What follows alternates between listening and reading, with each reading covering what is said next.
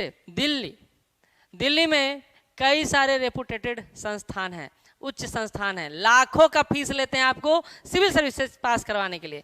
हिंदी भाषी छात्र की बात कर रहा हूं जो पटना में 10,000 रुपया देने में 5 बार रोता है, दिल्ली में 1.25 लाख 1.5 लाख आके दे के आता है, और तब भी अगर उसका रिजल्ट नहीं आता है तो फिर वो शांत हो जाता है।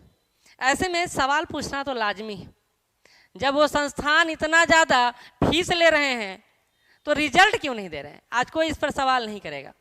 ब्रांड के पीछे बिहार भागता है, ब्रांड के पीछे, लेकिन उस ब्रांड का रियलिटी क्या है इसको चेक करने का दुस्साहस नहीं करता है। आज कम से कम उन संस्थानों को सामने खड़ा होकर हिंदी भाषी छात्रों के लिए एक आवाज तो उठाना चाहिए था। आप करोड़ों कमा रहे हैं, आप अरबों कमा रहे हैं, एक बात नहीं बोल सकते हैं, सरकार के खिलाफ नहीं जा सकते हैं, जबकि आप उसी से जुड़े हुए हैं, आप वही काम करवा रहे हैं। तो आपने क्या किया? तो सरकार के खिलाफ बोलना चाहिए या व्यवस्था के खिलाफ बोलना चाहिए। तो आपने क्या किया? रातों रात हिंदी से इंग्लिश मीडियम में अपने आप को कन्वर्ट कर दिया। हिंदी भी पढ़ा रहे हैं, इंग्लिश भी पढ़ा रहे हैं, टॉपर दिखा दिए 100 गो। टॉपर क्या है? टॉपर तो कहीं भी जुड़ जाता है, एक टॉपर 5। जैसा कि आप सभी को मालूम है कि अभी 3 दिन पहले यूपीएससी का रिजल्ट आया, और इस रिजल्ट के आने के बाद पूरा बिहार खुशी के माहौल में झूम रहा है। हम हमारी टीम की तरफ से सबसे पहले उस टॉपर को अभिनंदन करते हैं जो बिहार के इस खूबसूरती को भारत स्तर पर बनाए रखने में फिर से एक बार आगे आए हैं। मैं बात कर रहा हूं शुभम कुमार जी का, मैं बात कर रहा हूं जागृति अवस्थी जी का, सेकंड टॉपर ये हैं। थर्ड टॉपर हैं अंकिता जैन, उनको भी, मतलब जो भी इस एग्जाम में पास किए हैं उन सबको पहले हमारी तरफ से अभिनंदन। लेकिन जो चर्चा होने वाला है वो किसी भाषा को लेकर नहीं होने वाला है, किसी को ऊंचा या नीचा दिखाने को लेकर नहीं होने वाला है। बात जो होने वाला है वो होने वाला है भारत में 44% लोग जिस भाषा को साथ लेकर चलते हैं, अपने जुबान पर रखते हैं, उस भाषा के साथ जो अन्याय हो रहा है उसकी बात करने वाला हूं मैं। सिर्फ हिंदी की बात क्यों, मराठी, तेलुगु, तमिल, कई सारे अन्य भाषाएं हैं जिसको में भी रोष है, और वो रोष इसलिए है क्योंकि इस बार या पिछले 8 सालों से जो रिजल्ट आ रहा है वो एक भाषा को या तो गिराने को लेकर आ रहा है या यह समझाने को लेकर आ रहा है कि यह अब इलीट क्लास की भाषा नहीं बनकर रहेगी, या इसलिए आ रहा है यह रिजल्ट, इस रूप में आ रहा है यह रिजल्ट जो यह बताना चाह रहा है कि जल्द से जल्द अगर भारत में आपको हायर पोस्ट चाहिए तो आपको एक लैंग्वेज पर कमांड करना होगा। ज़्यादा दूर सोचने की बात नहीं है, गांव में चले जाइए, छोटे मोहल्ले में चले जाइए, शहर में चले जाइए, हर पेरेंट्स अपने बच्चे को अंग्रेजी में शिक्षा देना चाह रहा है। इसके पीछे कोई और नहीं बल्कि यही नीति है, यही नीति है। आजकल अगर आपको भारत में आईएएस बनना है, आईपीएस बनना है, आईएफएस बनना है या बड़ा अधिकारी बनना है तो इंग्लिश की अनिवार्यता ने उन छात्रों को पीछे ढकेल दिया है जिनमें मादा तो है, मेहनत तो है, जोश भी है, लेकिन एक लैंग्वेज का ज्ञान नहीं है। बोला जाता है लैंग्वेज कभी बैरियर नहीं बनता आपकी सफलता में, लेकिन यहाँ लैंग्वेज स्पष्ट रूप से बैरियर दिख रहा है। एक सीमा रेखा तय कर दिया गया है। ये हालत 2010 तक नहीं था, 2011 तक नहीं था, लेकिन उसके बाद बदलते चला गया। इस तस्वीर को देखकर जहां आप खुश होते हैं तो ये तस्वीर आपको झंझोड़ता है। ये तस्वीर अपने आप में ये कहता है कि हिंदी बेल्ट के छात्रों के साथ जो हो रहा है वो अन्याय से ऊपर है।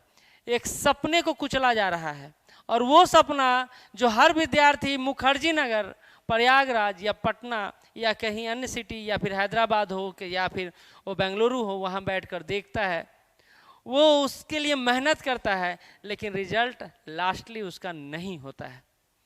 अगर 43% लोग भारत में डायरेक्टली हिंदी भाषा से जुड़े हुए हैं, छोटे छोटे भाषाओं को जो हिंदी भाषा में सम्मिलित होता है उसको साइडलाइन कर देता हूं, तो भी रिजल्ट में 761 प्रतिभागी अगर हैं, पास हुए हैं, तो उसमें मात्र 11 रिजल्ट ये बताने को काफ़ी है कि हमारे में क्षमता नहीं है या हम उस लायक नहीं हैं कि हम सिविल सर्विसेज के एग्ज़ाम के बारे में सोच सकें, खास करके यूनियन पब्लिक सर्विस कमीशन के एग्ज़ाम के बारे में।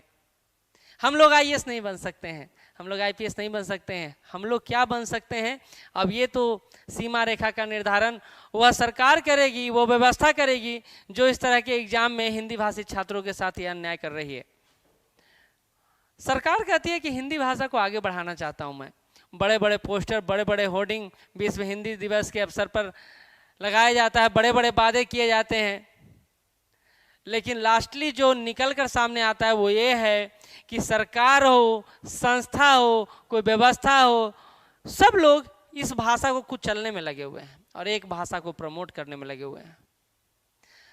अंग्रेजों ने हम पर राज किया 1947 तक, फिर अंग्रेजों ने एक औपनिवेशिक शासन की व्यवस्था को परिवर्तित कर दिया और अंग्रेज से अंग्रेजी में तब्दील हो गया और वो व्यवस्था अभी तक राज कर रही है और वो पता नहीं कब तक राज करेगी। ये बताना इसलिए भी जरूरी है कि हिंदी भाषा के जो विद्यार्थी हैं उनको लगता है इस साल रिजल्ट नहीं हुआ तो अगले साल ले आएंगे, अगले साल नहीं हुआ तो अगले साल ले आएंगे, और ये सतत प्रक्रिया 5 वर्षीय फिर 10 वर्षीय योजना में तब्दील हो जाती है और हम वहीं के वहीं रहते हैं। अगर अभी भी नहीं जागृत हुए तो कब? ये झंझोड़ता है, ये पोस्टर झंझोड़ता है, ये खुशी देता है तो ये झंझोड़ता है, किसी के खिलाफ नहीं, बस उसके खिलाफ जो गलत कर रहा है। पिछले कई वर्षों से हिंदी भाषी छात्र अपने अधिकार के लिए सड़क पर खड़े हैं। एक आईएएस आईपीएस तैयारी करने वाला छात्र आज सड़क पर खड़ा हुआ अपने अधिकारों को लेकर मांग कर रहा है। वो क्या किसी और को अधिकार दिलवाएगा, किसी और को क्या कुछ करवाएगा जब वो अपने अधिकार का ही प्रयोग नहीं कर पा रहा है? तो मैं इस फिगर को दिखाने के पहले एक जिम्मेदारी पूर्ण तरीके से यह बोलना चाहूँगा, यह मेरी नहीं, अभी बिहार, यूपी, झारखंड, उड़ीसा, पश्चिम बंगाल, कई सारे राज्य इस तरह की बात सोचने में लगे हुए हैं, कई सारे राज्य के लोग इस तरह की बात करने में लगे हुए हैं। यूनियन पब्लिक सर्विस कमीशन, संघ लोक सेवा आयोग, मुझे ये नाम ज़्यादा फेवरेबल लग रहा है अब इस आयोग के बारे में।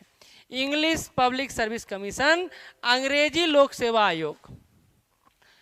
आप सिर्फ भर्ती करते हैं अंग्रेजी पढ़ने वाले छात्रों का, तो हिंदी या संघ क्यों लगाते हैं? संघ लगाने की कोई औचित्य है क्या? कोई औचित्य नहीं है संघ लगाने का।